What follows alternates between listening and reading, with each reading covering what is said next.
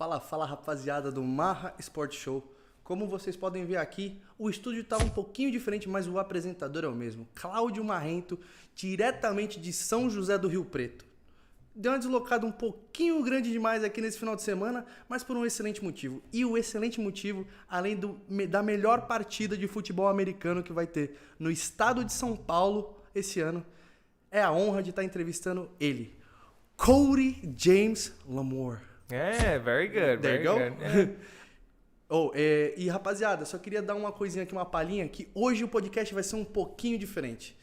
O Cody, pra quem não sabe, é um dos maiores jogadores gringos que a gente tem aqui no Brasil. Então, hoje, o podcast vai apertar a tecla SAP e a gente vai começar a falar aqui hoje tudo em inglês. As legendas vão estar disponíveis depois, mas hoje vamos estar ao vivo com ele. And Cody, how are you doing tonight, sir? I'm doing very well, man. And night before a game too, so it's really cool for us to do this. Very cool. And I just want to let you know that I'm really happy to have you here, and I hope we have a great conversation. But Cody, before that, how are you doing for the game tomorrow? Like, are you excited? How is it? Very excited. A little anxious because I lost to you guys in 2018. We as the Weilers did.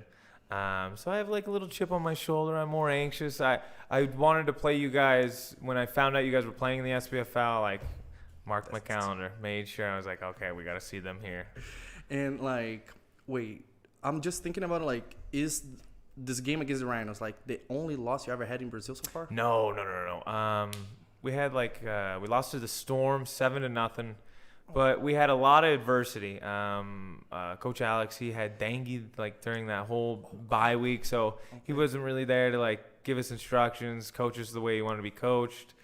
And then we had a lot of injuries. So a lot of adversity, and I think that loss helped us push us to what we were that year. Build a program. Yeah. And so you already got the check mark against the Storm. I hope you do not get the check mark against us. But dude, before we start even talking about this final, I want to talk about your career before you come to Brazil. Okay. So who's Cody? Where are you from? So Sweet Valley, Pennsylvania, very, very small city. Like I said, 1,000 maybe 1,500 people. I started playing Futebol americano. I started playing 6 years old. It was my first year. Wow. I was actually a defensive end. Wait, what? I was a defensive end. So you came as a running back. You now play as a quarterback, but you started as a D-line. D-line. I think it was just you didn't need a lot of experience at that age for that position. And it was take 3 steps, contain the edge. Pretty simple as a young kid. Yeah. And then from there, the next year, I was really young. I was playing with 7 and 8 year olds, so these kids were more developed, had a lot more knowledge of the game. The next year I went to I guess you would consider an H-back, a flanker that we called it back in the day. Okay. And then from there I slowly graduated, or gradually went to running back. But then once I hit high school, I went to receiver. Oh, wow. So I got to learn a lot. I had a really good coach. He played Division II at East Stroudsburg University. He was an All-American. So he gave me even more knowledge. As a receiver? Yeah, as a receiver. So you played every position, by the way, besides the O-line, of course. I've done it for scout team for a couple times in high school. We played I played for a small high school. But it was only when injuries happen and we need to keep things going. Yeah. You didn't truly play, you know what I'm saying? Hey, playing as a big boy is fun, man. It's playing. Dude, is the worst the worst position was the one that I respect the most. Mm-hmm. But which one is your favorite one? Running back, quarterback, or receiver? Quarterback's tougher. You got to know a lot of things. I think running back's easier, where you have one assignment that you need to remember and just react. Just let it go and play. Sure. So I'd say running back for sure. So when did you start going back to the running back position? In high school, my senior year, they moved me back to running back because we started to become more of a running team. Okay, so you were the playmaker of your team. I was from a small area. Still. But I stood out. I stood out, especially in our area, in that region of Pennsylvania. It's hard to get recruited from a small school, but I sent out my highlight tapes, and a lot of schools started rolling in. Didn't have the grades to go Division I, unfortunately. I personally thought I had the talent, but you never know. Never happened, so I can't tell you if I did. So after high school, I was actually recruited more as a free safety. Oh shit! Well, I played, like I said, small high school. So you have to play both. Both sides I remember ball. I was kick returner, punt returner. On punt, I was the gunner. Yeah, no, you did everything. I was in great conditioning then, but now I can't do that. Flying around. I can't do that. But yeah, I just got recruited, and I wanted to play running back. So, and this one school was like, hey, we'll give you an actual shot to play, and they gave me a scholarship. It's not much. Division II, again, doesn't have a lot of resources. They just paid for like my rooming, my tuition, and some books. But like, you went to school in America, books are very expensive. Very expensive. But still, that's pretty good. Like, you got like 80% of a scholarship pretty much. Yeah. You know, so I was happy with it. I was very happy with it. I had a decent career, nothing crazy. We made national playoffs. The NFL dreams weren't there, you know what I mean? So I went into coaching after high school. I did 1 year coaching, and it was actually at my rival high school. So a lot of people in our hometown did not favor that. They had me doing DBs and receivers. I helped a little bit out with the running backs, but like only because the running back coach knew of my experience, and he's like, "Hey, you got any pointers?" So it was fun. So you went to high school, you had a 1 year break, and then went to college. No, I'm sorry. I finished college. Okay. Finished high school, got the scholarship in my senior year, made the sign on National Signing Day. Nice. And it was nice. It was like you got Were you televised by the time? No. Facebook wasn't even around then. Okay. I think we still had MySpace. Oh, shit. Yeah. I think my freshman year is when in college is when I actually learned about Facebook. Okay. Oh, shit. Yeah, I had no idea. Instagram wasn't a thing. Smartphones weren't there, right? No, I had a flip phone. Oh, shit. Yeah, I had a flip phone. I remember it now. I had a Razor.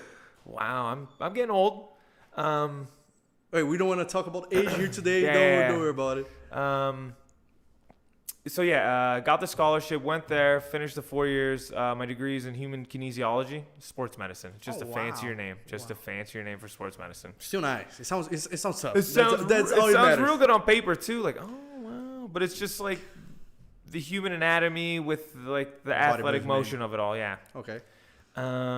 Finished there, and then that's where I didn't want to play. I still got into coaching, still looking for a job, and I just knew people from playing around, and people knew my name, so they were like, "Hey, we need a coach. Come coach." Nice. And did you like the coach experience or no? I like the coaching. Yes. Okay. The parents, no.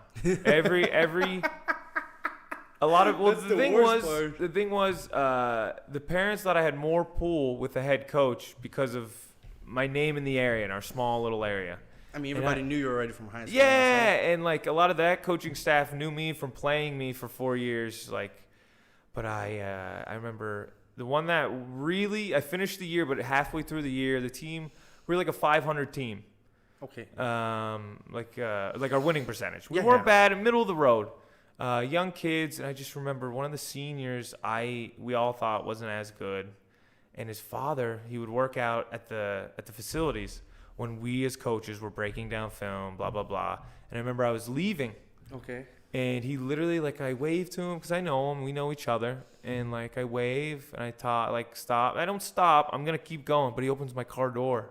He's like, "Why isn't my kid playing? My kid's just going Division I." And I was like, "I hope you know that percentage is so small." And I was like, "Listen, I'm here just to do my job. I evaluate players and I help them move on, but I don't think your kid's Division I." Don't ask me to do the job. Ask your kid to do. And I remember after some games, some parents would come up to me if we lost a close game, parents would be yelling at me, "Why didn't we do this?" And I'm like, "Why are you asking? Go talk to the head coach over there." I'm an assistant. I'm an assistant, only position coach. I have no pull with these people, and I just want to be around the game still, coaching, because football's fun. You always get the little itch going. Whenever you fall in love, it's just crazy. But before we keep going, pessoal, só uma pausinha aqui rápida só pra gente falar o seguinte. Vocês que estão assistindo a gente, vocês podem participar do chat. Eu vou fazer a tradução de todas as perguntas que vocês vão fazer pro Cody aqui diretamente. Ele fala português bem pra caramba também, tá? Ele tá um pouquinho tímido só na câmera.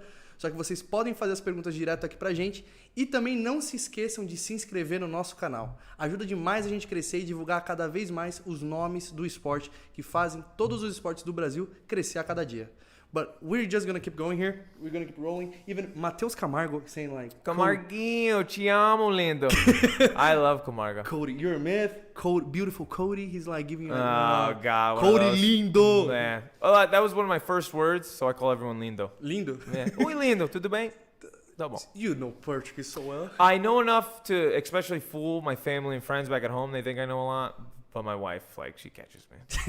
And I can only do, like, a greeting. Okay. Like, you know, like, exactly like what I just did here. Like, oh, bom dia, tudo bem, ciao, Saul. You know what I mean? Hey, that's all you need. That's all you need. It works. And, like, before we could just keep, like, come to Brazil, I'm just want to ask you as well, like, your college career. Like, you said you went to the Nationals with the college team? Yeah, national playoffs for Division II. Okay, so I'm, like, before we even go to, like, the semi-pro level, where was your peak as an athlete? Was it in college? No, I would say actually on the semi-pro level, once I healed, like I had an injury, the ACL partial tear. Once I came back from it, I was super motivated, like, because I came from like a professional level up in Canada, and then I just wanted to keep the game. And I had great coaches. I had like one of the best running back coaches in the area at the time on the semi-pro level. Where did you go to the semi-pro level at? Where? Yeah. Everywhere. No, I originally started, so after my year of coaching, I played up in New York, Upper New York. The team was called Tri-State Bulldogs. Okay. They had a lot of good tradition, but like I was there at the end of the tail. Like they've ended up like not being a team after I left. Okay. I was probably like, not me, but the team we had there was probably like, we just kept it going. Okay. After that, where did I go after that? Then back to Pennsylvania, played for Lehigh Valley Storm, had a really good year.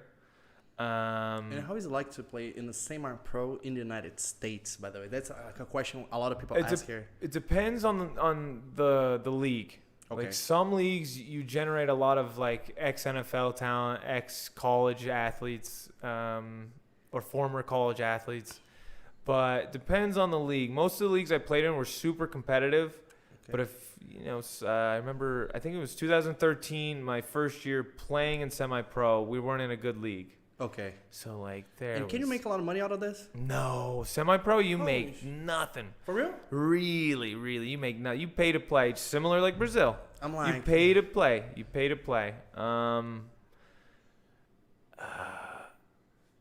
Yeah, there's not much to say about semi-pro. No, but like, how was the level? But you said like you made a lot of college athletes. Like skill-wise? Yeah. Skill-wise?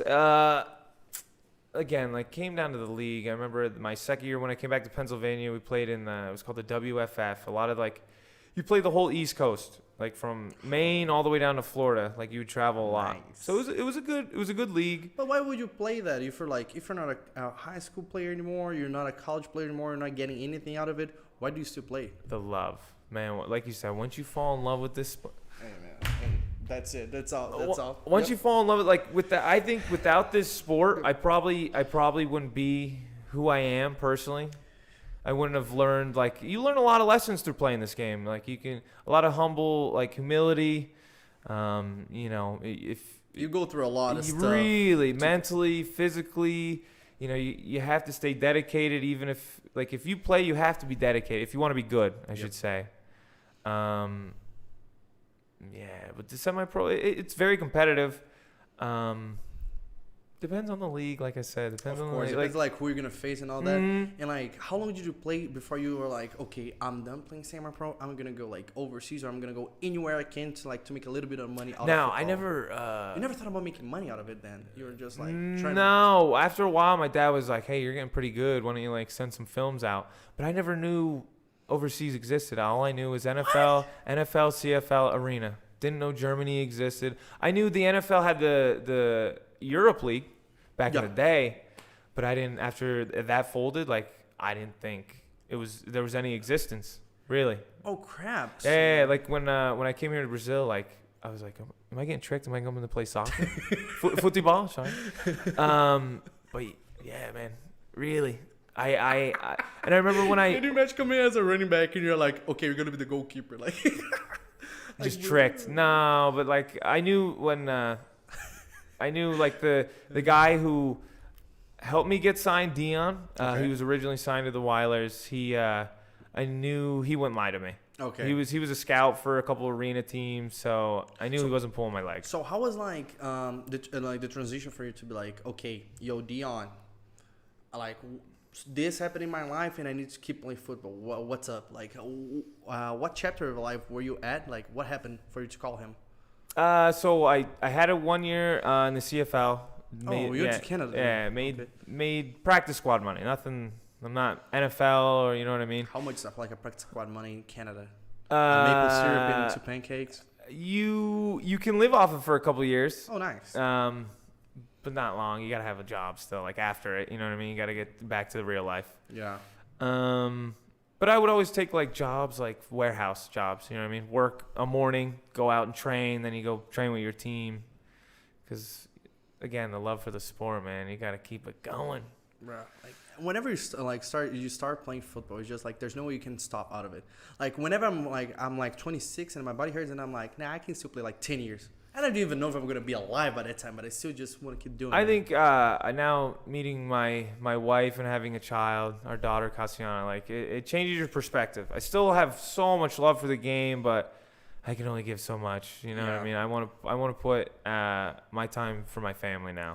But like, what if you're like playing like overseas still? Would you be playing or would your body be done already? Because I feel like it's way. Hey, if the opportunity is good enough where I could like actually support my family, maybe. But it's getting tricky. It's getting hard. Okay. And by the way, so like you went to the CFL, right? Yes, Winnipeg Blue Bombers. And then you're saying like, oh, real life, like just call me.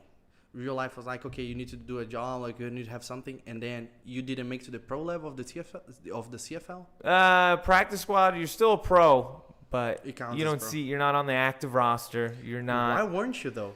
I just don't think I was good enough. What? I think I have good knowledge, but not as much as some guys. You know what I mean? I had the athletic ability for sure. For sure. But the playbook's a little different, and plus the game's a lot different. Bro, like you play with only third down. It took me a while. Football's football once the play's gone, but to know the rules and like your playbook, you got a playbook as thick as your table here, and you got to know everything. You got to know every check. There's the dedication. I still love it, but I don't. I guess I didn't impress the coaches enough. You know what I mean? Fair enough. And then you call Dion, and you're like, "Well, yo, Dion, what up?" And there's a little bit in between there. What is it? An injury. The ACL partial tear. No surgery needed, but I give a lot of credit to my father and my mother. They wanted me to continue to follow my dream. You know what I mean? So like they supported me throughout it, financially and like with a home. You know what I mean? Because I'm injured. I need somewhere to stay, and I didn't have a girlfriend. I had no support at all. Yeah, they were my only support, and like to this day, like my father's my best friend. Oh shit. Yeah. So continuing so I got injured, got healthy, played for another semi-pro team, had a really good year. Signed with an arena team because I wanted to play like professionally quick. An arena is right in the winter. As soon as I finished that fall league, signed with an arena team, Glen Falls Gladiators in the AAL, American Arena League, or Arena America. I don't really remember. Whatever. And signed with them. It was ready for camp. It was March, I think 11th. Of 2018, and the general manager / owner called me. It's like, hey, we didn't secure the arena, we didn't secure the sponsors we thought we were gonna get, so like we have no other option but to release all of you, and like you're free to sign with any other team. Reached out to a couple of scouts, and they were like, oh man, we're full. We love you, but we're full at this time. And I wanted somewhere now. Right before the season starts. Really, like it was pretty bad. I was heading in the training camp. All my bags were packed, and I messaged a scout. He was a scout for another team in the league in North Carolina, and he told me like, "Oh, I'm not with them anymore. I'm now in Brazil. I signed with this team, Rio Preto Weilers." And I was like, "You got an opening?" Was he a player then? Dion? Yeah, he was a player. He's what. I don't want to talk smack. It's what we call a fake gringo. Fake gringo. Fake gringo. I love Dion as a human being, but as an athlete, he lacked a little. Okay. Yeah. He was still athletic. He was good, but he didn't have that football killer instincts. You know what I mean? He wasn't raw talent. Whenever you bring like someone like from United Exactly. States. Yeah, just you hope, expect like, him. them to You kill expect him to be a everybody. game changer immediately, Yeah. and he was not that. Okay. In my opinion, I still like him as a human being. Sorry, Dion, if you're watching this. A great guy, really, a great guy off the field, even on the field. And he so sent the film to him. He sent it to, I think, the president at the time, Camargo. And then I think Camargo maybe sent it to Coach Alex. Maybe Coach Alex was like, "Oh, we'll take him." And Camargo messaged me on Facebook. Remember, like, before, like, we started with this conversation, they said, whenever Dion was like, yeah, I'm on the team in Brazil, come over, they were looking for a quarterback, right? Yeah. But, like, you didn't come as a quarterback. No. I sent some highlights trying to get the spot because, like, I was like, "Oh, maybe this will help me get signed quicker." Okay. But they were like, "No, we'll take you as a running back," and I was like, "Perfect." But again, pay for your flight, your visa. You get here, you're here. You're on the team. And there's, like, a funny story you told me before as well. There was, like, you wore a jersey for your first game that did not have Cody, did not have James, did not have Lamoreaux behind your back. He was Jackson. Yeah, I think his name was DJ Jackson. He's a good athlete. I think he's somewhere from the Midwest. I'm not 100% sure on the state because when I would watch the film, the competition didn't look good. Again, he played on the semi-pro level, and I think it was like a same agreement with him. Hey, you pay for your flight and your visa. You get here, you're on the team. And, like, whenever you come abroad, you're like, yo, I'm an American player. Yo, I have to pay for everything. That's, like, actually the biggest thing American players believe in Brazil. Whenever, like, a foreigner team comes, they're like, they're going to stash the money. They're going to pay me for everything.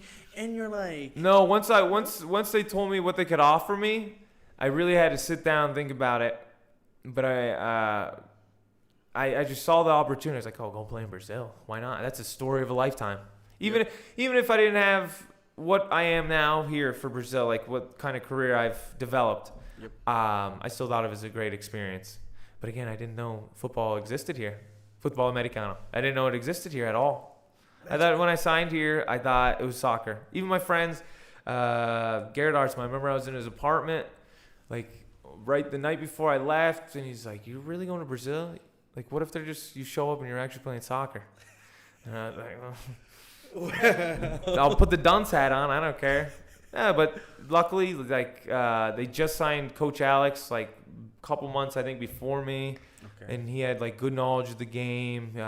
He went to America at Baylor University to like really study, really see the in and outs, like how like a practice should be run, how your athlete should train, what they need as a background, film study, blah blah blah.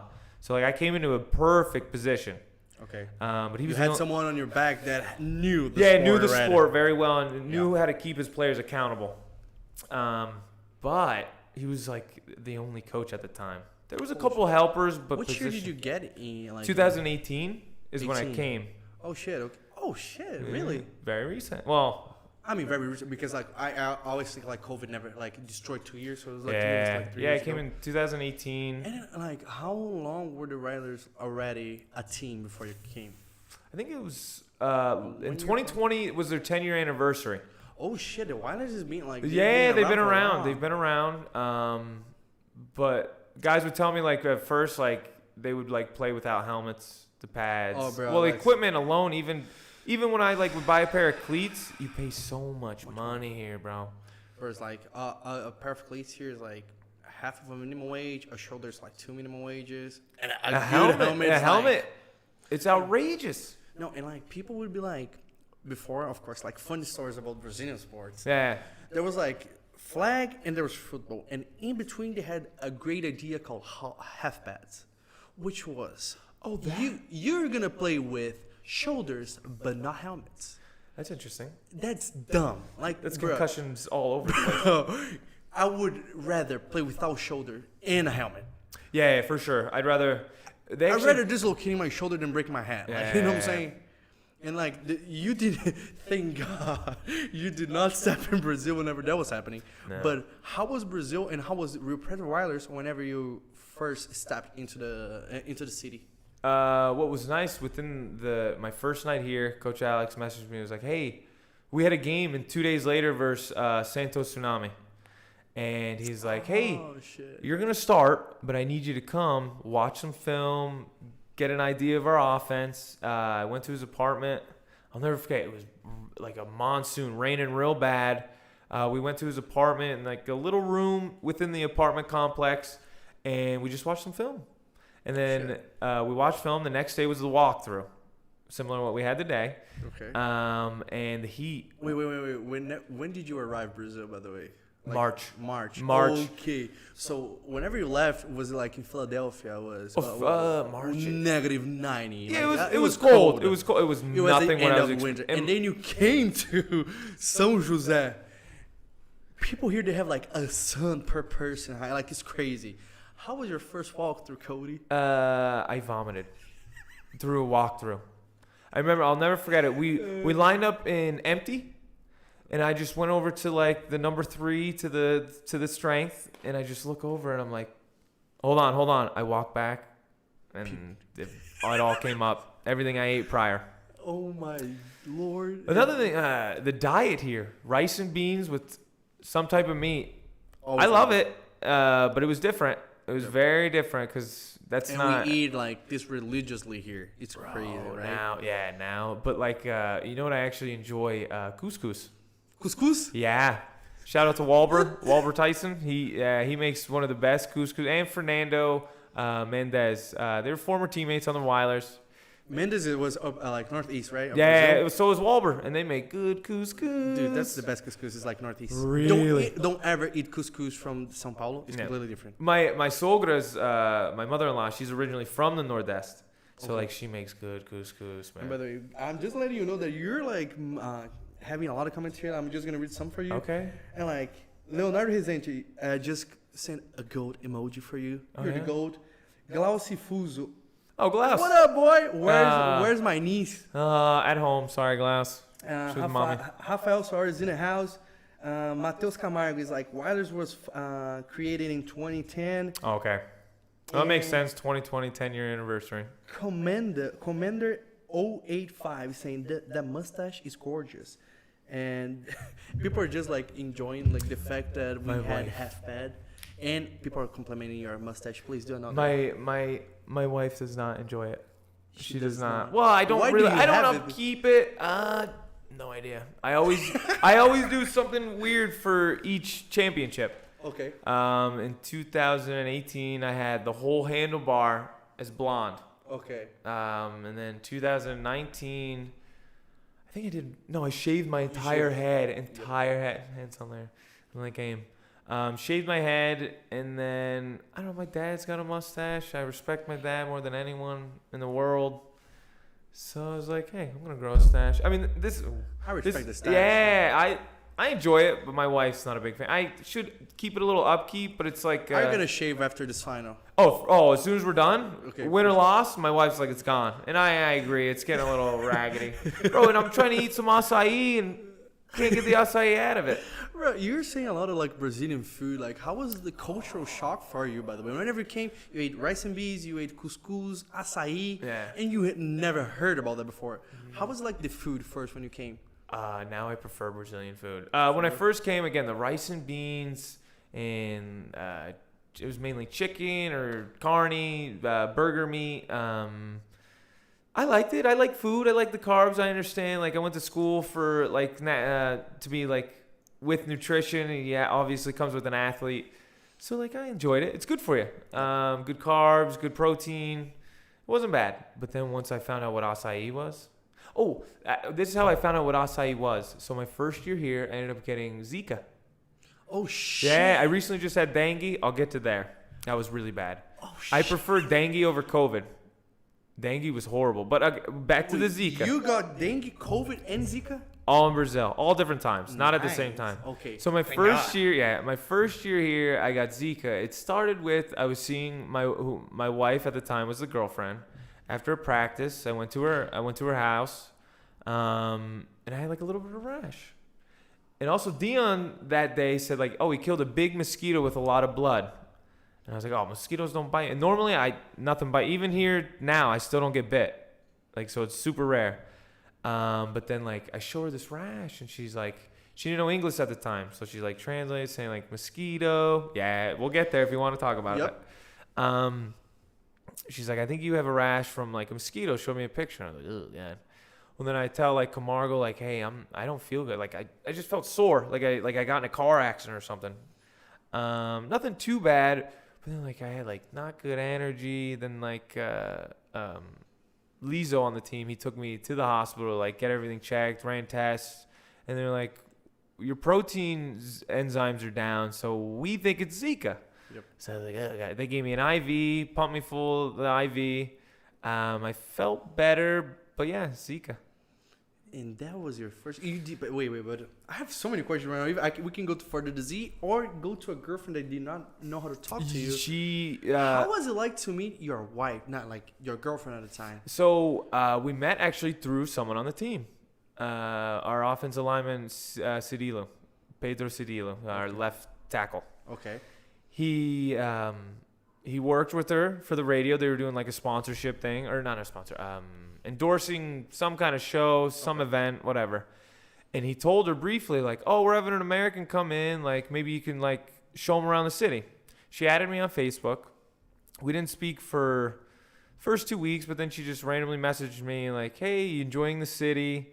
Blah, blah, blah. And this is all in English. No. I think it was, she tried to keep translating it, but it took forever to get back. Yep. So after a while, it was only Portuguese and I had to do the translating. Okay. She took me out with one of her roommate and her roommates. I think they were just friends, but it was some gentleman named Well. He spoke decent English. Like, he at least could understand me, and I think he was translating correct to them. Okay. But yeah, it was just pure Google Translate.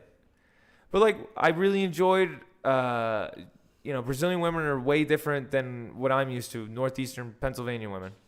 No knock against them. I just think Brazilian women are better. Let's go. At least my experience though is not a good one. Northeastern Pennsylvania, like we're a small city, small town. Small town is always hard. Yeah, you know what I mean. So yeah. From there, she kept talking. Like, I would invite her to games, and then like after a couple weeks, my friends were making fun of me. Like, oh, your girlfriend's coming over, and I was like, okay, she's my girlfriend, whatever. So I text her and tell her, I was like, oh, I told the guys you're my girlfriend. Like, I didn't ask her, and she was like, okay. She's super nice, you know what I mean? What's her name? Yeah, Cynthia. At that time, Cynthia Maria Barros dos Santos Ferreira. Oh, that's a long ass name. Now, Cynthia Maria Barros Lamoreaux. Okay. Yeah, it's a little easier there. So yeah, she kept coming to the games, and I knew like once the SPFL was over, I was gonna go home. Oh shit! So your plan was to play 2018 the SPFL and go back? Yeah, they weren't playing in nationals yet. Oh, I don't think they had like the sponsors to keep going. Okay. And I was told like the nationals, like, it was a shame because you guys were packed that year. We were good, but we only had 23 players. What? Yeah, we played in the final with 23 players. I played free safety. The other American, Dion, he left before playoffs. So we went undefeated.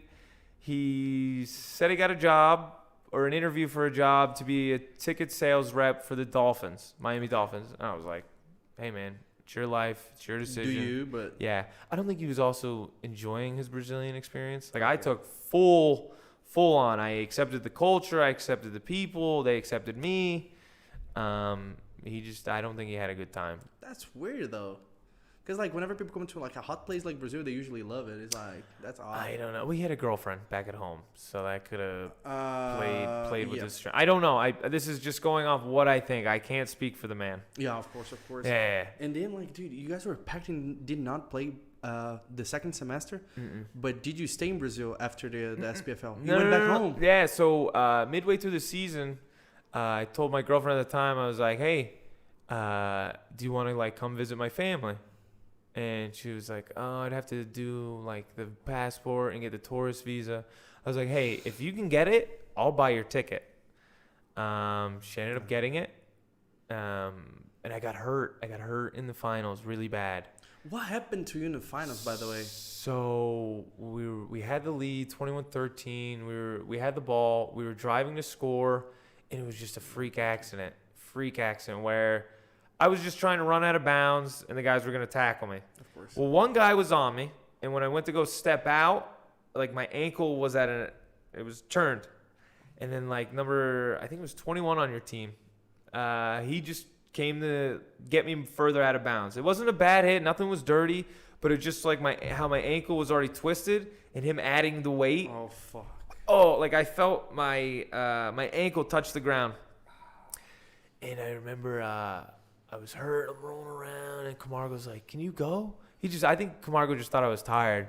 I was like, "No, man." I mean, because the ball was always on you, like. Well, also, I was playing defense again. The American left, the other americano left. So Coach Alex was like, "Hey, can you play safety?" I was like, "Honestly, I was recruited more to play safety in high school than I was running back." So I was like, "Yeah," but he gave me a lot of free. He's like, "Hey, you're free safety. Like, hey, do your reads. Shift. Yeah, like move over to the strength, but keep your eye on the backside. Let me do my own thing. Follow the scheme, of course. Now, I wasn't just like do your own thing. Yeah, I think they just thought I was tired, and I was like, no, I'm done.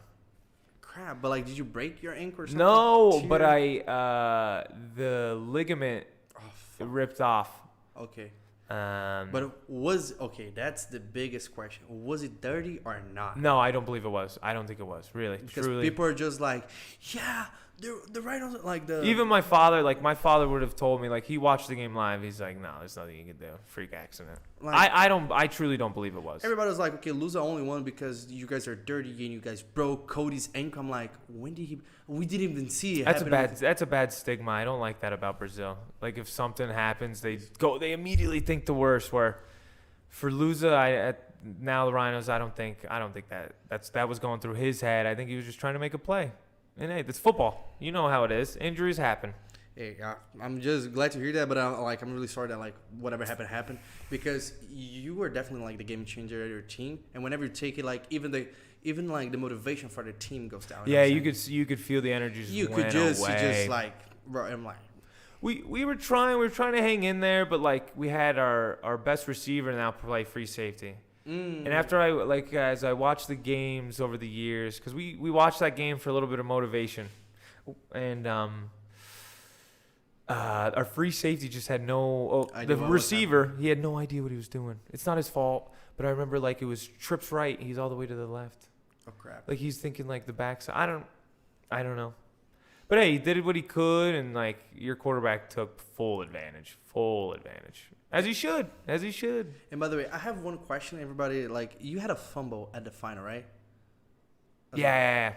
Who was the guy that forced the fumble? Was it you? No, I just got back to Brazil that day. Oh. I don't know if you remember, but there was like a fan running like without a shirt on. Yeah. That was me. Yeah. I just got back to. Oh, I remember it was 50, 54 or 52. The guy that forced the fumble, probably 54. A cop. Hey, no, he just made I remember him. He was a good ball player.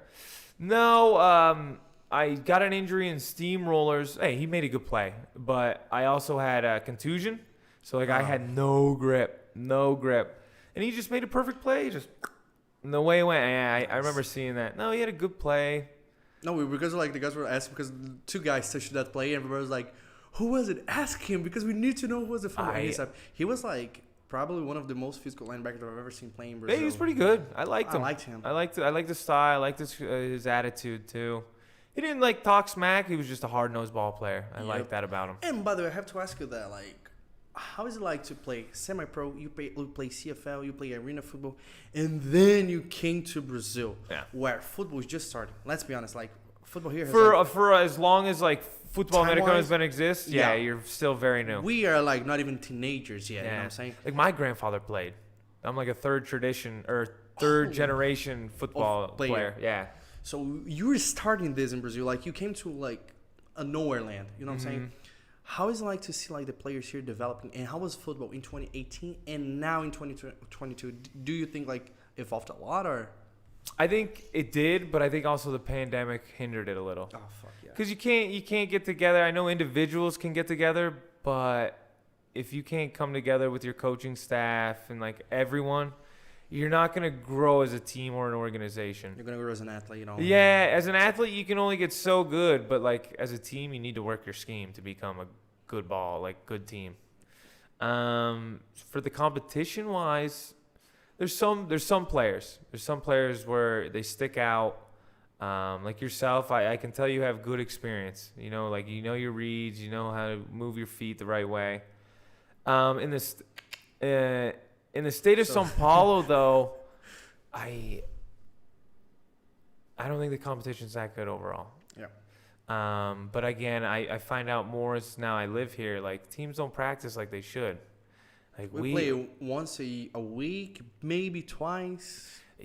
Oh really? Yeah. For the Weilers, we have. No, I'm talking like in general, like in general. São Paulo. Yeah. Like I know. For the Spartans, I heard they only practice like once a month. Who? I don't know the Spartans. For real? I don't know if it's true. It's just I doubt through it. the rumor mill. KCM Mega wouldn't accept that. Well, that's what I hear. I don't know. Again, but even if it's not them, I hear some teams like they can't do it. And I understand maybe if it's like a funding issue, but like there's free fields. Yeah. And I understand everyone has jobs. That's tough. But like if you want to be good, because like here in Brazil we have the culture of soccer, I believe. And by the way, I'm the one trash talking soccer right now, not the American player. So you're throwing a bash on someone, bash on me.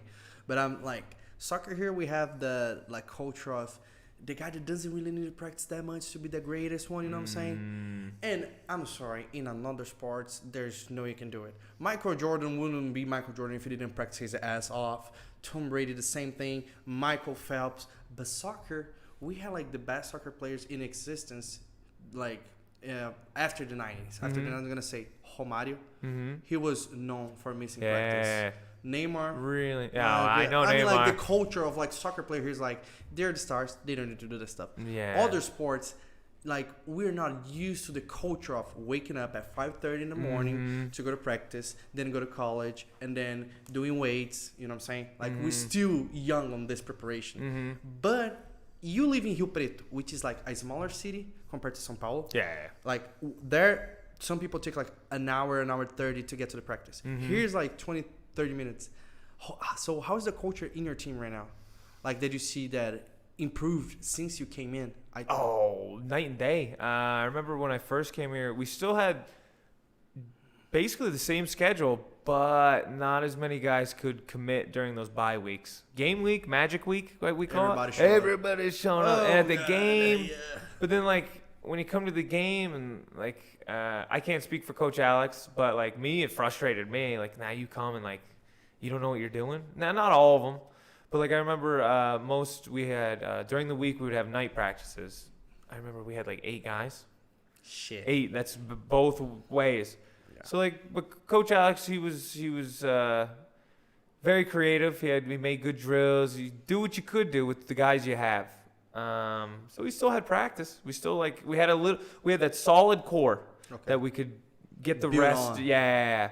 And I think from, like, that year and then the 2019, we signed, like, my first year they had 2 Brazilians, and then the next year they had 3 Brazilians and another American. And the other American, Marty McCoy, he was really good for the program. He had great attitude, great player, and he was like a coach. You know what I mean? He wasn't a coach, but, like, he could coach while he was on the field. Of course. And then guys just you got to buy into the system. You know what I mean? Once you buy in, sky's the limit.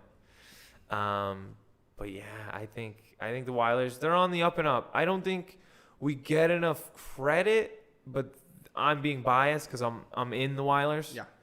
I just don't think we get enough credit for, like, what we're building. I think I don't see, like, I put you guys like top.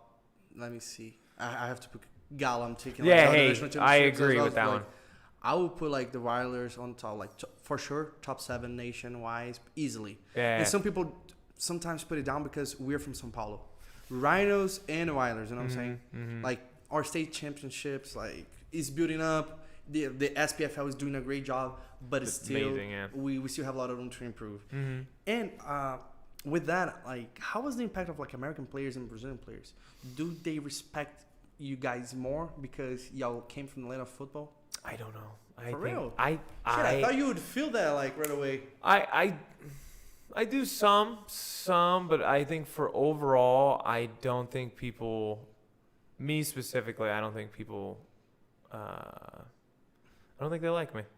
I don't know why. It's just what I team? get. No, on my team? Oh, everyone loves me on bro. my team, but I thought you meant like as Brazil as a whole. Oh no, not No, on my Brazil as a team, whole, like- on my team, I'm a team captain. Yeah. So I think I earn their respect. They see like. No, I'm only talking on your team. Yeah. because, For my team. mean- For sure. I think. Of course, my team's gonna hate you. Of course, like you know what I'm saying, Yeah. like, but like inside of your. No, on my side, my team. No, I think I have all their respect, and I respect them. And they know that I'm here. Like this is my job. Yeah. And I take it very seriously. But I'm here to kid around too. I know like when you're off the field, rubbing shoulder, blah blah blah. But like when it's time to like put the helmet on, strap it up, I like to be super serious about it. Yeah. And Dan, I have to ask you one thing. Like here on the TV, we have the game for Corinthians State Championship in 2019. That year, you played as a quarterback though. So in 18, you came to Brazil. You took Brazil by storm, like in the state championship. You guys lost in the final. You got injured, and then you went back to the United States. After that, like, did you know that you'll be a quarterback for the team already? No. I started as running back originally. Shit, okay. So here's another good one for you.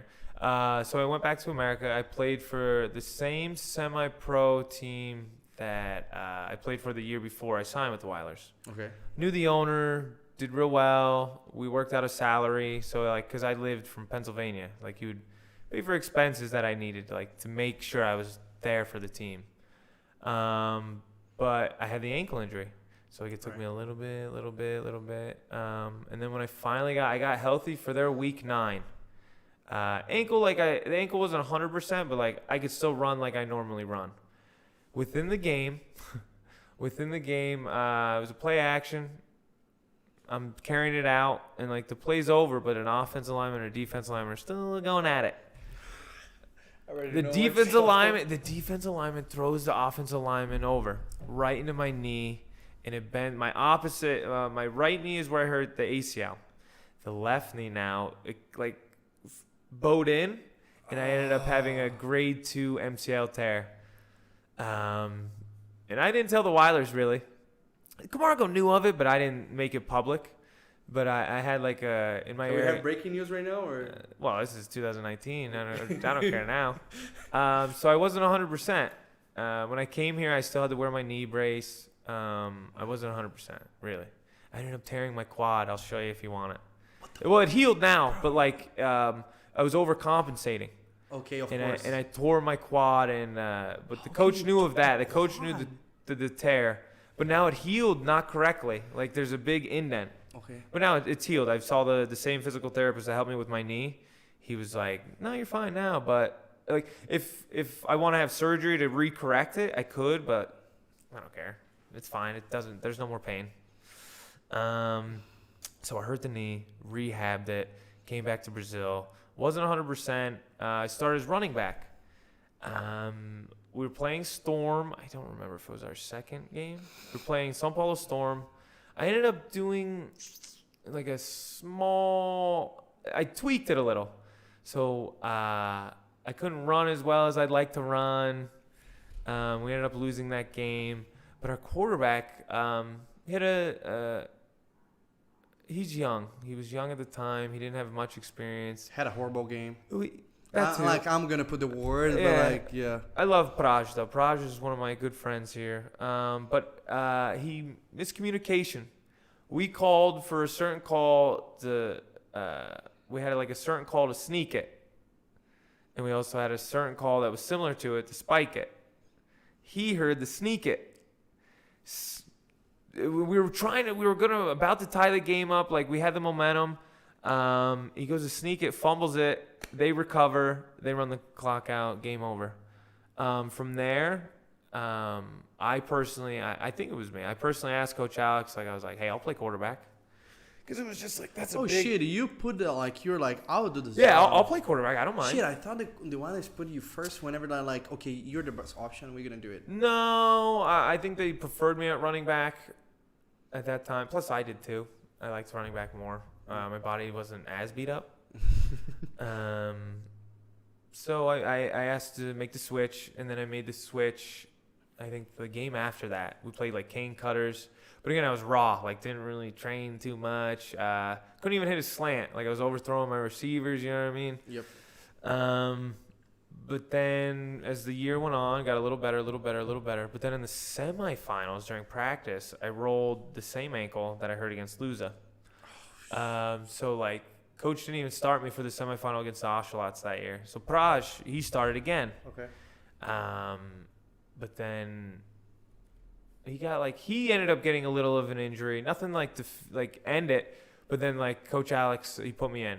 And I mean, I'm sure I was probably like talking in his ear, like, let booby spin, coach. No, I wasn't saying that. I was like, I was just like, all right, I'm ready when you want to put me in, man.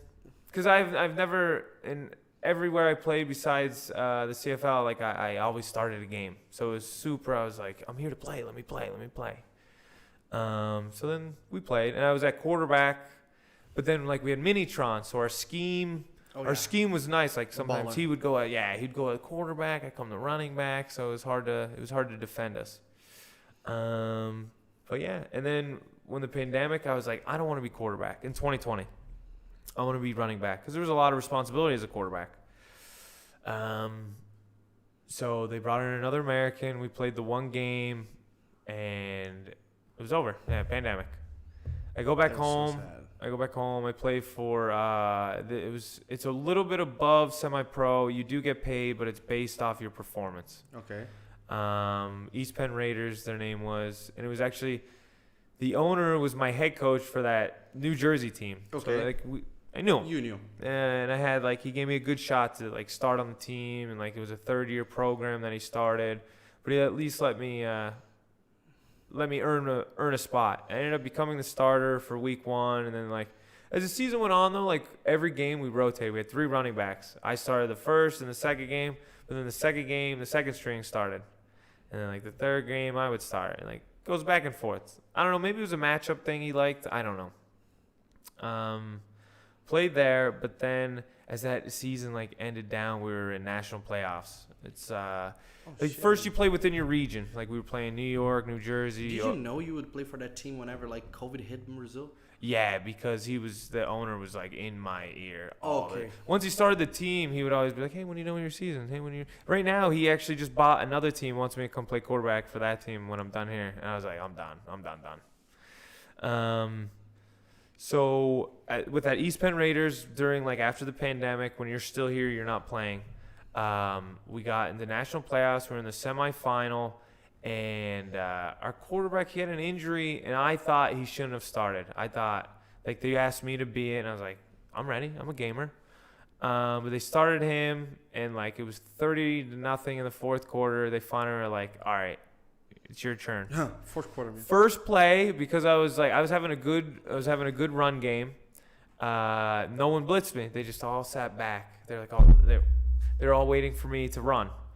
I just threw a deep first play touchdown.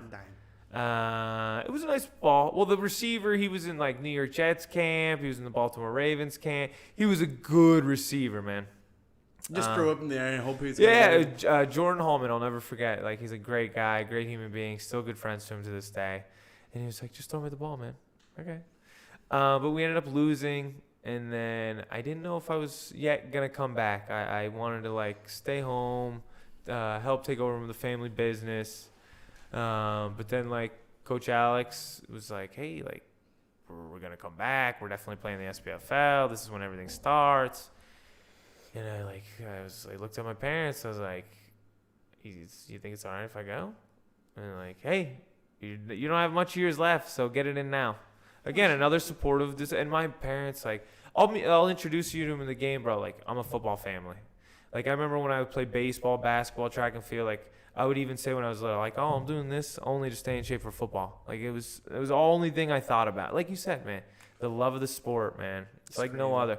I honestly think without this sport, I probably would have never met my wife, to be honest with you. You know what I mean? Have your baby. Yeah, it wouldn't. The fate was written within the football gods, I guess.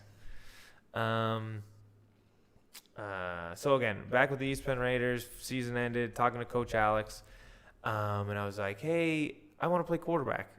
Because after playing, the league we played in, you were playing legitimate talent. These kids, were getting cut from practice squads in the NFL and like signing with these teams. Holy shit. The league was called GDFL, Gridiron Development Football League. So yeah, I was just like, hey, I only want to play quarterback now. I don't want to come back and play running back. And like, you were done already with running back. Yeah, like after that season, I took a beating. And I couldn't train like I wanted to because I'm working full time. Okay. I'm also like, I had a daughter, I have a wife, and like I couldn't dedicate like I wanted to. And your wife would go to you, go with you anywhere you went? Everywhere. She would even come to the games with me. Even this year, Nice. a lot of our games, because they're in São Paulo, Yeah. like we would take it for our time and our family. Like we would go to wherever the game was, if it was far, stay in a hotel, go there as a family together. Yeah, like I want my family, and especially my daughter, to like at least be in photos. I could be like, look at this, what we did when we were younger. Because she's Brazilian. Well, she's half Brazingo, I call her. Brazingo or Gringzilian. Or That's horrible, dude. That's like it's horrible. Yeah, it's not good. Brazingo is way better. Brazingo. Okay. Yeah. So that's that. And then you came back for 2020. Wait, let's just talk about the championship, because that was the first time the Weilers played state championship and nationals, right? 2019. Yeah. And then you took over by storm in 2019. Like, bro, y'all destroyed the state championship. Here we have the final. What was the score? Like 55 zip? Could have been 35-0. I didn't play in the fourth quarter. I mean, like we just saw it. Even like I had like a friend in Corinthians. They were like, bro, they could have done it more. You know what I'm saying? Well, like again, I'm sure your team does it as well. Film study, man. Like we knew what they were gonna do, and they didn't adjust to nothing. Everything. I remember one play we had it was like we were doing a speed option, but like we were like, hey, this guy's gonna come out here, so like you go here. If you're open, I'll throw it to you. Worked like butter. We thought they would adjust to it. Didn't do nothing. And like that's actually one thing I want to talk about. Like Brazil, we don't have like the tradition of practice in field. Imagine like watching film. Mm-hmm. And how is it like whenever you came here? Like people are already like doing it. Did you teach people how to watch film? Because one thing, like we can be watching here right now. I'm gonna be like, we have no okay. idea. I remember in 2019. We still studied film together, but not as in depth. Like, cause then we have a lot of position coaches. Like now, I feel like I'm on a true. A real staff. You got a quarterbacks coach. You got also like a quarterbacks assistant coach. You got an OC. You got a D. Well, I think Coach Alex is still the DC. But no, we also have Coach Jonas. I think he coaches DBs, but a full coaching staff. Yep. And so one of the best ones in the nation, by the way. I truly believe it. I know I'm being biased. I've only played for the Weilers, but I believe like we have the top-notch coaches for sure. As an overall. But in 2019, I remember like we would finish games and I'd have like a couple of friends over from the team and like we were just watching. I'm like, what are you doing here? Why are you doing this? You know what I mean? But we didn't have the games weren't uploaded as fast as they are this year on Huddle like they were then. So like we'd have to YouTube it or watch it from the live. And back 10 seconds. Oh, go back. Yeah. I think I showed a couple guys, but not as much. But I think now like with the full staff, Coach Alex, they understand. Like they help the players understand what the tendencies you need to look for and all that. What are the tendencies you guys are looking for tomorrow, by the way?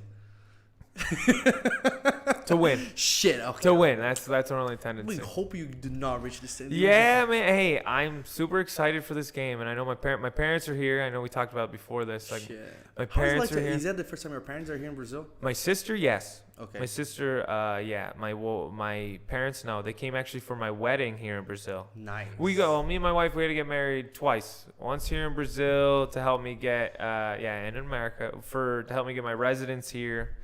And then in America to start our green card process, which is very hard to go through right now. Because they're like, it's at the end of the pandemic. They don't have a lot of workers.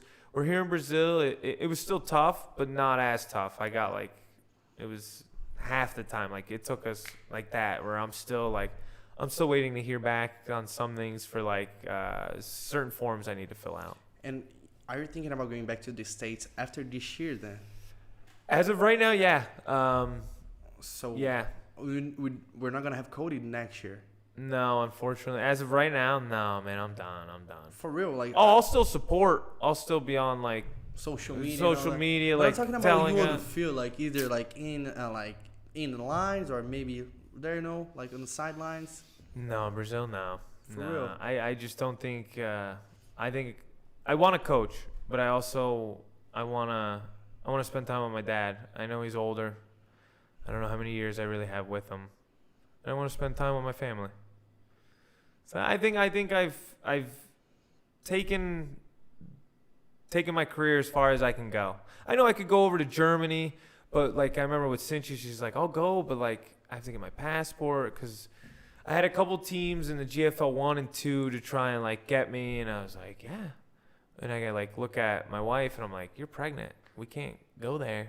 And like you have to do all these documents, so I didn't want to deal with the headache, really, to be honest. Yeah, fair enough. Because like, dude, you've been through a lot of process already. To come back here, to go to Canada, go to Brazil, you're tired of it. Yeah, I'm a little burnout. Not burnout, but I want to focus my time otherwise. Okay, let's say today is the last day you're gonna play football in Brazil. Like, as right now, what do you think you left in Brazil as the legacy of Cody Lamoreaux? That's a great question, man. You never really think of it as your personal thing. I just hope that they understand, like, I was dedicated. I really don't know, man. That's a great question. No one ever asked me that. I hope I hope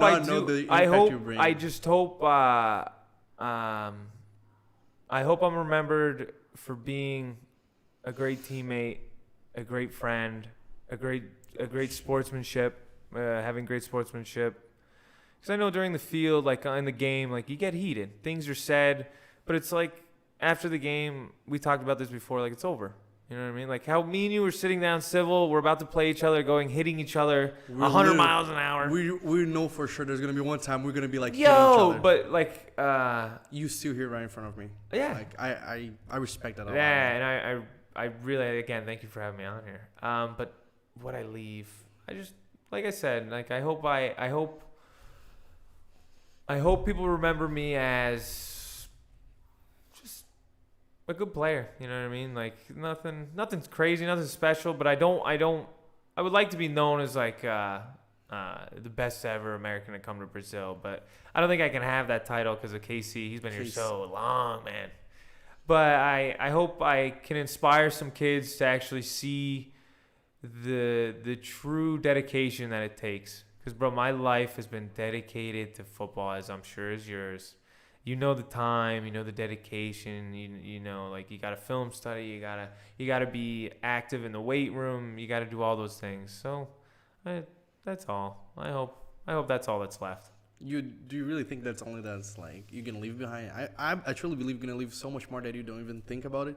Because whenever one athlete as you like come here to Brazil and you have that much impact on your team and off the field, bro, you impacted so many lives you don't even know yet.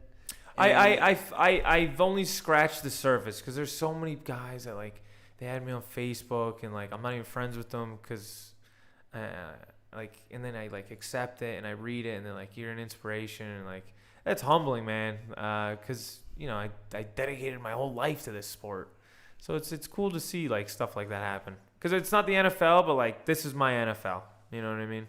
We cannot compare us to the NFL. Nah, never. Like in 70 years, maybe. You know what I'm saying? Like we have. Hey, I think if you get, I would like to see like your league owners try and go for bigger sponsors. Try and think bigger picture, man. Like go after a Nike. Go after. But do you know what's like one problem here in Brazil? The wrong guys are exposed. Like are being exposed on social media, you know what I'm saying? So like instead of you being in a picture anywhere, it's gonna be like me playing as a quarterback, you know what I'm saying? So like the guys that talk the most on social media, media players, are the ones that are not doing the job outside of the field. Yeah. Because okay, one guy that I hate for doing that on my team is Seiya. I'm pretty sure you study film a lot, like the receiver. What number? 11. Number 11. He's a receiver. Oh, hey, he's not bad. He's not bad. You know what I'm saying? But like he was like elected one of like the top 15 players in the nation in 2018 or 19, I don't remember. And he doesn't post anything. And then here comes the guy that drinks before games and talks like how to be a player on Facebook. Yeah. You know what I'm saying? Mm-hmm. Like that's one thing I truly believe. Yeah. I have a name. I don't want to. Yeah. I don't want to say it. I have someone that not on my team, but within the Futebol americano Brazil. We can name a crap ton of people. I don't want to do it though. I don't like. No. That. We're not gonna do it, but like what we have here, and that's like we're building the culture. We're gonna be like athletes outside of the field. That's one thing that's hard, but that's why we have this podcast, and that's why I wanted to bring you here today, to expose a story like yours. Oh, well, I appreciate that, man. Bro, like a guy that left United States where you were comfortable to write a story here that you didn't even know you could write. You didn't even know we had football here. And now you're about to play like another state final, and I know you guys are gonna go for like the championship and like national football scenario as well. And dude, I don't even know what to add besides saying like you have the last minutes here just to talk to everyone that helped you, and most of all to say thank you to your parents, because I've never seen a guy being so inspired by their parents as you have been. Like, swear to God. No, I'm getting emotional, man. No, my father, man, he was my coach when I was little. So he taught me how to play the right way with the right attitude. Right. And my mom, she's like my number one fan. You'll meet her tomorrow. She's the loudest woman you'll ever hear. I remember in high school, she had like the air horns going off. First I would obviously like to thank my parents, man. Like they were super, super big. I wouldn't be the person I am today without their support and love. Second one, I have to go to all the coaches really that coached me throughout. But I keep going back to my dad because he was the one that took me to those training camps.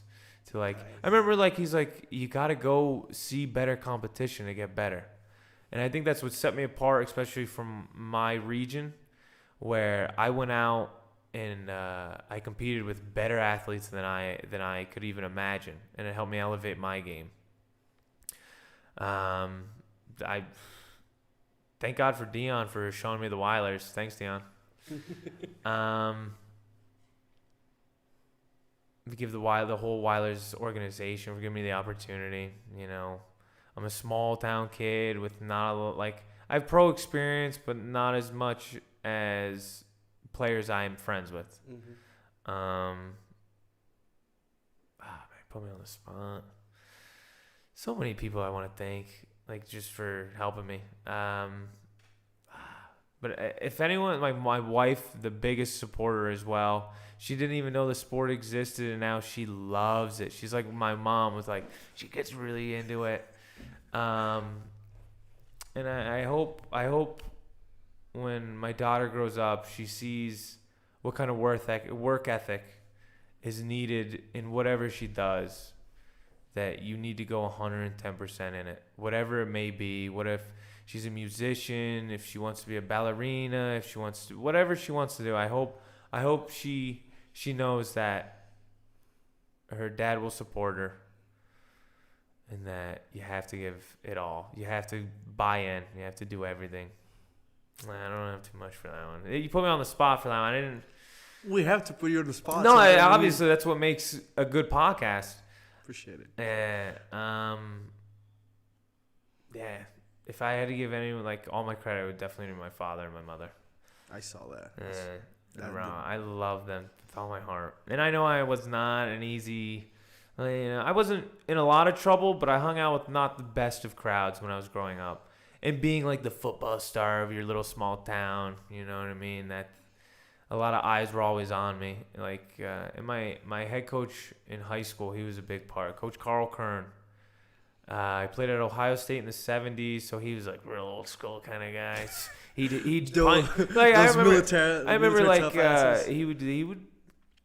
have any. He had 5 daughters, so he had no sons. So he saw me as a son, all of his players as sons. Nice. So what do you do with your kid when he's out of line? He'd smack us. But again, that's the culture I grew up in. A lot of these hits, I don't get off subject, but I know with these crackback blocks, that was considered a beautiful block back in my day. Yep. And now I understand with the safety issues. I agree with it.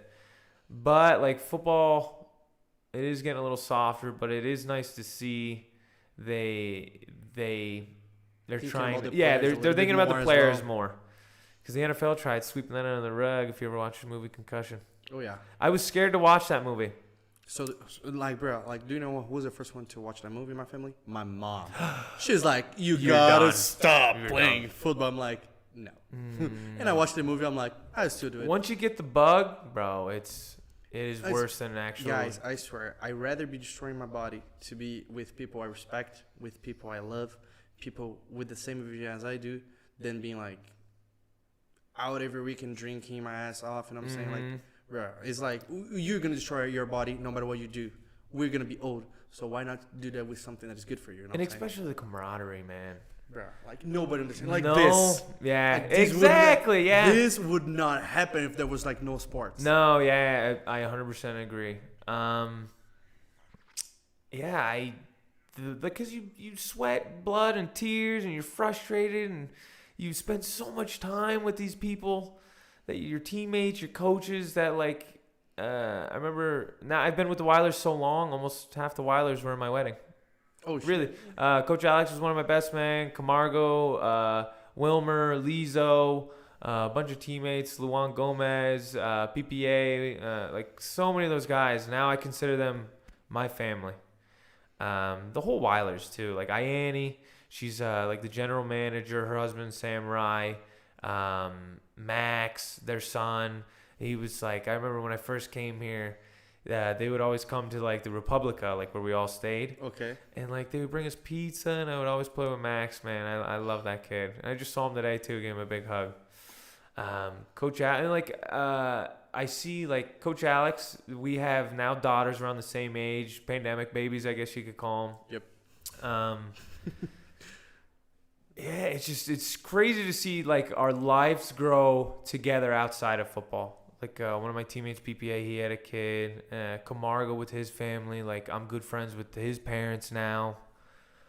I know. I don't think it's the sole reason, but I think because I'm above average as a football athlete. I think I think it helps with these relationships. But I think after they see the kind of person I am, that how my parents raised me to be the right way, even in like the hardest situations, I think they truly love me, care for me. They'll do anything for me if I need anything. Nothing but love for the Weilers, man. Nothing but love, and I'm honored to be part of like football here and help it grow as much as I can. If I'm done with the game or the game's done with me, I just hope I left a good mark, like a positive one. I can guarantee, I don't know U.S. wise, but like I guarantee in Brazil, you'll in U.S. I'm known at least within my like on the East Coast. A lot of people know me. See, I'm the white running back. you're the CMC of the leagues you played. I'm still. Hey, I had really good seasons while I was playing semi-pro. So like you meet a lot of people through semi-pro, and now like a lot of even my friends to this day are now my brothers because of semi-pro. Yeah. And here I'm to ask you like it's like a mainstream question for an athlete, but I'm gonna ask specifically about Brazil. Okay. What was the biggest loss and the biggest win you ever got in Brazil? Biggest loss, definitely Portuguese of 2018. I only have 2 losses, so it's like one or the other. Yeah. But no, that one stung. Just because like, we didn't have much guys. We had 23, I think, total going into like playoffs. But we like made it work. You know what I mean? We believed in one another. We fought for one another as you do with your teammates. We just believe in something bigger. And it's bigger than ourselves. I think that's the biggest thing we love. We'd like to be a part of something that's bigger than ourselves. And like football players we're different breeds, man. Really, really different breeds, bro. You can't football really does prepare you for life. It helps you with life lessons. It can help you with harder situations. You don't always need to react first. You need to, it's like game scheming. You got to take a step back, look at the bigger picture right now. You don't have to be the main all the time. Yeah, man. Sometimes you got to be the role player. Unfortunately, I don't. It's nice being like the main focus. Of course. But I don't like it as overall. Because it's a team sport, man. Like, there's no. I remember someone made a comment on one of our things, like, "Oh, the Rio Preto Codis or Cody Weilers." You know what I mean? I don't like that. This is a team sport. You need all three aspects. You need special teams. You need offense. You need defense, and you need all 11. You know what I mean? There's not one player can change a game. But without, he's not going to win the game for it. You know what I mean? Especially a championship. Yep. If you have like one good player, you need all good players. All good players. And what was the biggest dub you got? Hopefully tomorrow, bud. Hopefully not. No. I'm sorry. Currently, no. I'm sorry to interrupt you. Currently, I would have to say.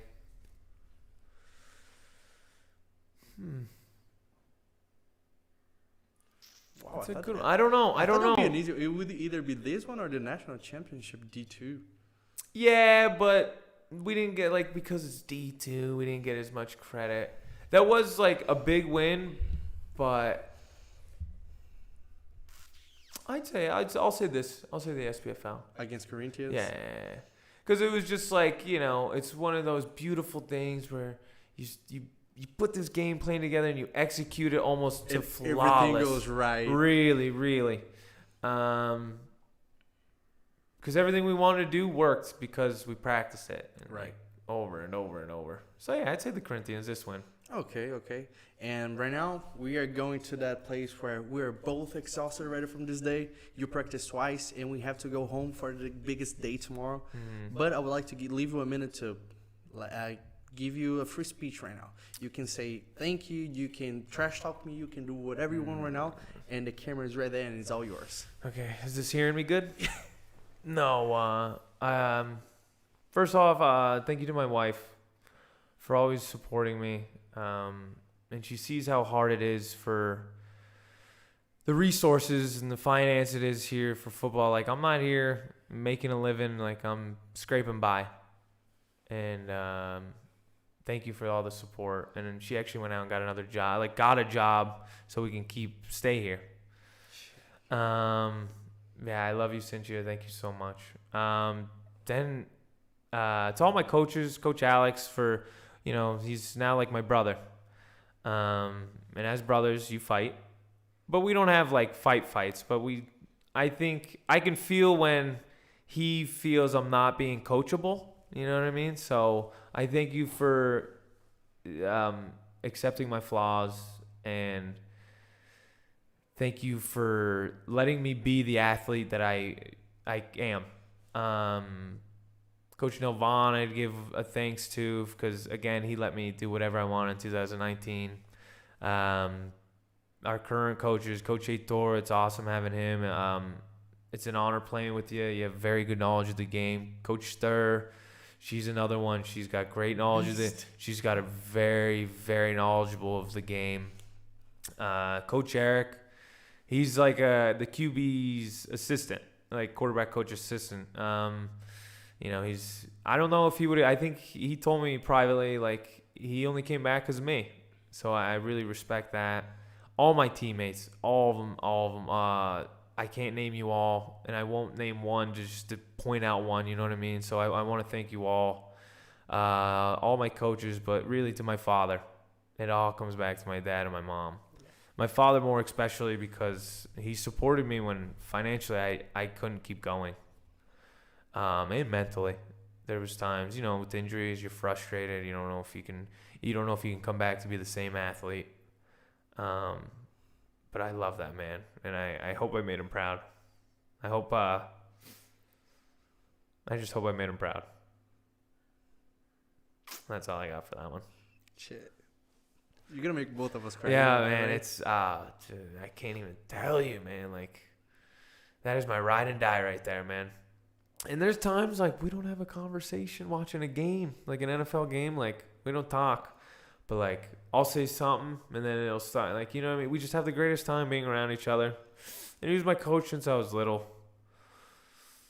Hey, he's my ace, man. I know, God willing, I have a lot more years with him. But I see him aging. It's tough. Especially seeing him here now. I know he's gotten older, but thank you, Dad. Thank you for everything. Thank you, Mom. Shit, man. No, man, like, that's all I got for that one. Hey, I appreciate this, man. a lot of respect, man. Shit. Like, hey. Hey, we're all human. You know what I mean? Like, Yep. behind the helmet, I'm still a human being. I still have emotions. I still care. I still get frustrated. I still have anger. And I thank you, everyone, for the opportunity. I even think he's not the scout there anymore for the Winnipeg, man. He gave me John McNeilis. He gave me the opportunity to at least come into training camp. So, like, I don't even know where he's at now. He might not even have a job because he brought in somebody like me. But, no, I just thank all my coaches. Even when I was 6 years old, Coach Kittle, he's a cop. Random fact, but he's a police officer. Coach Kittle, Coach Chase, Nick Daddio, he was another one. He was my B team coach. It's like when we were like 9 and 10. He was a guy that saw that I had really good talent at a young age, and he's an accountant. He's like, yo, I'll be your agent. He thought I could like make it to that level. Shit, nice. I thought I could too, but it's just not in our cards. Not, bro. They make Life the NFL. Life takes you where you have to be. Yeah, and he was another big one. Coach Scheffler, Coach Scott, Scott Baker. He was another one. Coach Tom Paul, junior high. Coach Gary Graninetti. Coach who was it? Coach Moore. Then in high school, Carl was a big influence as well. College, Coach Monica, and now he's back to coaching a rival team within our conference. I thank you for giving me the opportunity.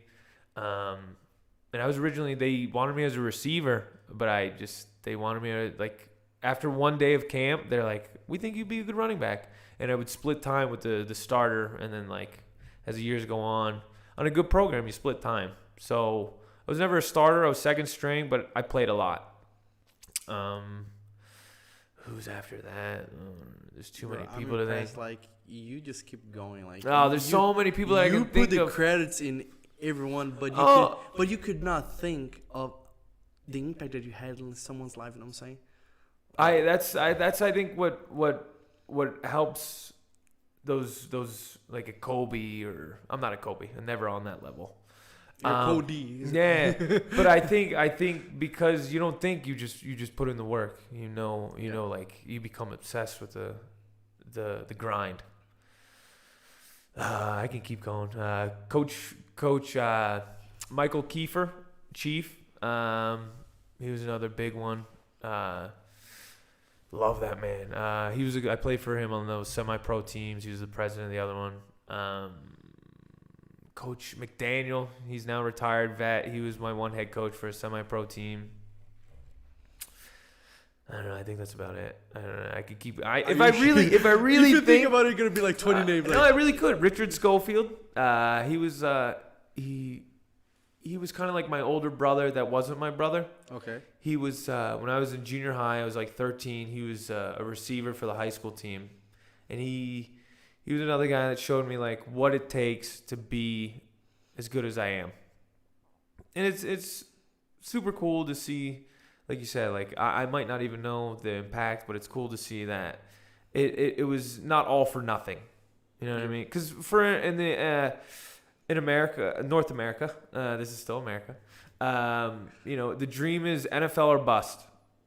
And there's so much more to it. Yeah. People don't even know. So, like, for me to continue to still play, I feel at, like, a high level at my age, I'm blessed, you know what I mean? And not to sound corny, but it's a blessing. And I'm glad to know that it wasn't all for nothing. I'm glad that I gave something to someone else. And, dude, besides that, you impact the people, like, outside of the football field. And the most important, you build your family here. You met your wife. You have a baby. And, dude, no sacrifice is greater than this. Because at the end of the day, you're a football player, but you take the helmet off, you go back home. And Yeah, you go right back to your normal life. Cassiana.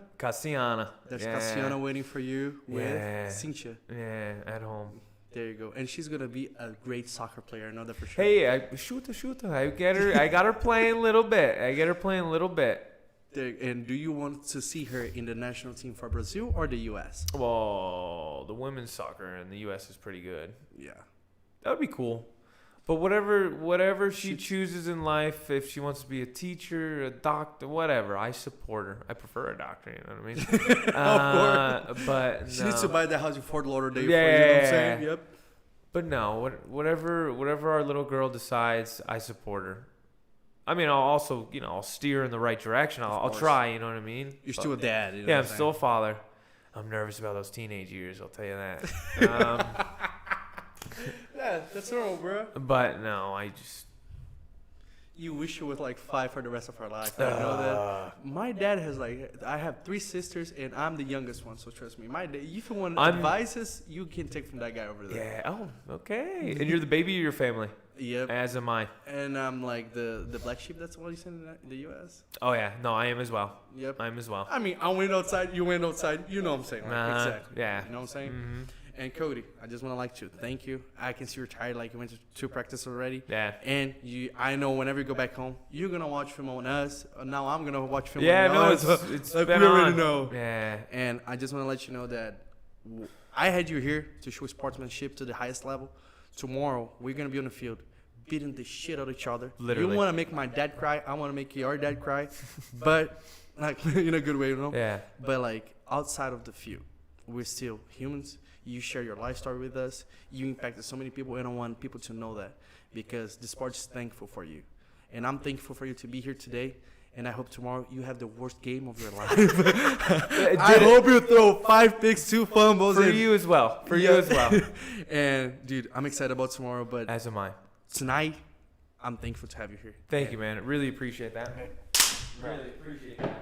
Hey, we had a solid one over here. Now I'm going to go to the Portuguese part of it. No problem. And pessoal, queria agradecer todo mundo que esteve com a gente até agora. Não se esqueçam de se inscrever no canal, por favor. Eu espero que vocês tenham gostado. Vai vir as legendas também depois desse episódio aqui no canal para quem não conseguiu entender tudo. E hoje tivemos a presença de Cody Lamoreaux, o cara que vai estar comigo amanhã se batendo igual louco no campo, mas hoje teve a hombridade de estar aqui na minha casa, na casa do meu pai, trocando uma ideia comigo, porque esporte é sobre isso. Tudo que acontece no esporte é somente dentro do campo. Fora, a gente tem um pai de família que saiu dos Estados Unidos e construiu a vida em Rio Preto, sem nem saber que aqui existe um esporte.